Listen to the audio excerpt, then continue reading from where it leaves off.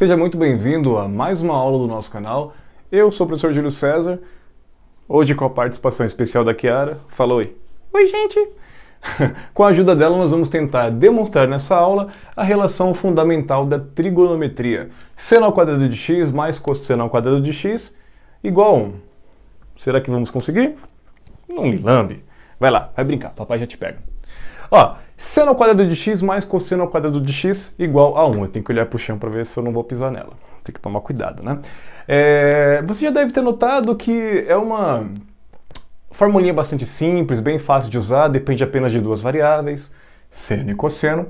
E você deve ter já verificado em algum momento que existe uma semelhança entre essa relação e o teorema de Pitágoras. Porque vejam só, soma de duas coisinhas que são elevadas ao quadrado é igual a uma terceira coisinha elevada ao quadrado. Oh, que revelador, meu Deus. Gente, então é isso, tá? Nossa, então é isso, parece que eu já estou acabando a aula. Mas começa por aqui. Para chegarmos à relação fundamental da trigonometria, nós vamos aplicar o teorema de Pitágoras no ciclo trigonométrico. Por isso que eu já deixei encaminhado aqui, tá? O objetivo do nosso canal, das nossas aulas, é demonstrar sempre com o máximo de rigor, de detalhes e construindo ponto a ponto o conhecimento para que você entenda de verdade, tá? Nada é jogado, isso é, porque é. Até porque se fôssemos fazer assim, para que demonstrar as coisas, né? Já que é para demonstrar, vamos no ponto a ponto. E é legal que você acompanhe os porquês das coisas. Por que teorema de Pitágoras? Porque tem coisas ao quadrado sendo somadas que vai dar uma terceira coisa ao quadrado. Então ele vai aplicar isso aqui no ciclo. E como que ele vai fazer isso? É isso que eu vou te mostrar agora, tá? Aqui no ciclo nós temos duas leituras possíveis. Antes de falar dessa leitura, deixa eu falar para você o que é o ciclo trigonométrico em si. O ciclo trigonométrico é uma circunferência dividida em quatro partes, os quatro quadrantes, 1, 2, 3, 4. A leitura é no sentido anti-horário, tá? Primeiro, segundo, terceiro e quarto quadrantes. Quem faz essa divisão em quatro partes iguais são esses dois eixos aqui, ó, o vertical e o horizontal, eixo dos senos, eixo dos cossenos. Para você que está afiado com trigonometria, isso aqui já é bem elementar, mas para você que está engatinhando, não custa comentar, tá bom? Eixo dos senos, eixo dos cossenos está aqui. Quais são as leituras? Leitura no sentido positivo, que é o anti-horário, ou leitura negativa no sentido horário. Geralmente nós adotamos o sentido anti-horário, que é o positivo, tá? E onde é que começa a leitura dos ângulos, dos graus ou dos radianos? Aqui, ó, tá? Aqui eu coloquei uma letrinha O de origem, indicando o cruzamento dos eixos, porém a origem da leitura, o comecinho tá aqui, ó.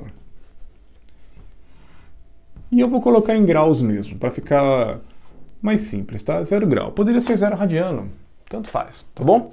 Imagina que eu tô aqui, ó, e eu começo a andar aqui nesse ciclo. Aí eu venho, passo do 30, 45, cheguei aqui, eu cansei e parei nesse ponto. Parei aqui. É razoável dizer que eu percorri um arco que tem um certo comprimento? Não estou falando da distância entre os pontos, tá, gente? Só o comprimento do arco. Eu andei aqui a fazer essa curvinha. É razoável que eu dizer que eu percorri uma certa distância aqui. Eu vou dizer que esse arco vale x. Poderia ser qualquer coisa. Por que eu estou colocando x? Será que é porque eu quero que ele apareça aqui no final? Tá? Isso aqui é um arco de medida x.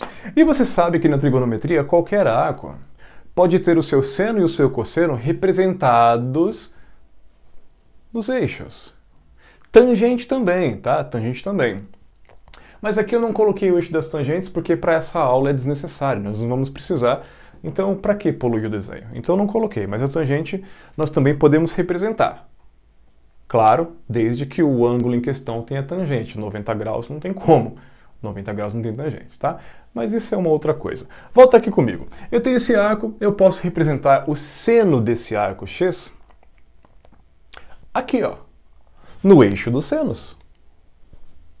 E o cosseno desse arco x no eixo dos cossenos. É razoável, tranquilo. Como que eu vou fazer? Como que eu represento isso? eu faço uma projeção ortogonal. O que é uma projeção ortogonal? Eu projeto esse ponto P para que ele encontre o eixo dos senos, mas não de qualquer jeito. Quando encontrar o eixo dos senos, ele tem que formar um ângulo reto aqui, ó. Um ângulo de 90 graus. E isso é uma projeção ortogonal. Ortogonal. Orto significa reto. E gonal tem referência à palavra gonos, ângulo. Ortogonal, ângulo reto. E aqui para os cossenos? Mesma coisa. Se eu projetar aqui, de maneira ortogonal, eu terei os cossenos, o cosseno, aliás, de x. Mas como assim o seno de x e o cosseno de x? É o seguinte, esse segmento aqui, ó, que vai daqui, desse pontinho até aqui em cima, a medida desse segmento representa o seno do arco x. Seno, eixo vertical, do arco x. Já a medida desse segmento aqui, ó, eu vou até colocar umas letrinhas. Vamos chamar aqui de P1 e aqui P2, tá? O segmento OP2, o comprimento do segmento OP2 é o seno do arco X.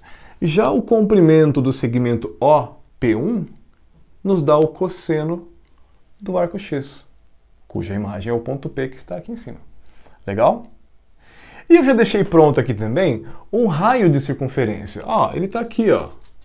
O raio está aqui.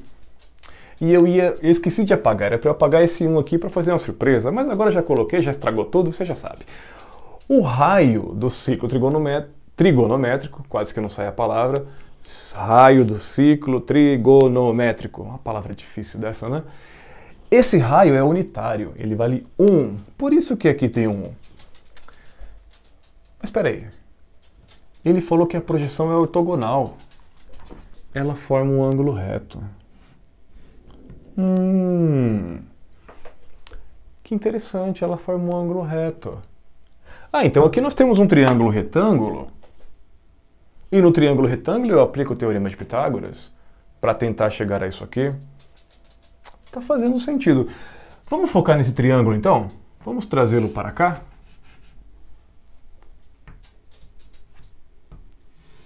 A linha branca, azul e a amarelinha. A branca é tracejada? Vamos fazer então. Olha que coisa bonitinha. Vamos lá, gente. Quanto que vale mesmo o catetinho azul aqui, o segmento OP1? Cosseno de x. Cosseno de x. E o branquinho tracejado? Seno de x. Seno de x. E a hipotenusa vale 1. E se aqui eu tenho um triângulo retângulo, calma criança, papai já está acabando, segura aí. Deixa eu abrir a porta aqui, porque sabe como que é, né? Eu tenho que fazer as vontades dela. Vamos lá, gente, seguindo, ó. Então aqui eu posso aplicar o teorema de Pitágoras, porque é um triângulo retângulo. E aí fica tranquilo. Mas uma coisinha que eu acabei não comentando é a seguinte, se esse arco vale x, esse ângulo aqui também vale x, ele está aqui, ó. Ele está aqui. Isso, na verdade, nem é tão relevante assim. Mas, vai lá, vamos colocar, né? Por que que vale x? Porque esse ângulo é um ângulo central, e você já viu isso em geometria plana. O ângulo central vale a mesma coisa que o arco que ele forma na circunferência. Tá? Se aqui é x, aqui também é x. Está aqui o ângulo x. E aí, quando eu aplico o teorema de Pitágoras nesse triângulo, que já foi todo justificado aqui, eu tenho o seguinte, um cateto ao quadrado, que é o seno, mais o outro cateto ao quadrado, que é o cosseno, é igual a hipotenusa ao quadrado, que é 1. 1 ao quadrado, 1. Tá aí. Está provada a relação fundamental da trigonometria. Só que não. Como assim? Tá ou não tá? O cara chegou no que ele queria, como que ele diz que não está provado? Nós temos ainda 4 casos específicos a considerar. Que também vão dar certo, isso aqui também vai funcionar, mas são 4 casos específicos que você já vai entender, tá? Pode parecer estranho eu falando assim, mas você já vai entender. Pensa comigo. Eu provei a relação fundamental a partir de um triângulo retângulo. Esse triângulo retângulo eu construí aqui no primeiro quadrante. Se eu construísse no segundo, terceiro ou no quarto, também daria certo, tá, gente? Também funciona, até porque eu adotaria aqui o desenho seria o mesmo, faria um triângulo aqui, o mesmo aqui ou aqui, daria na mesma. Existem demonstrações que, a rigor, começam a colocar essas medidas em módulo.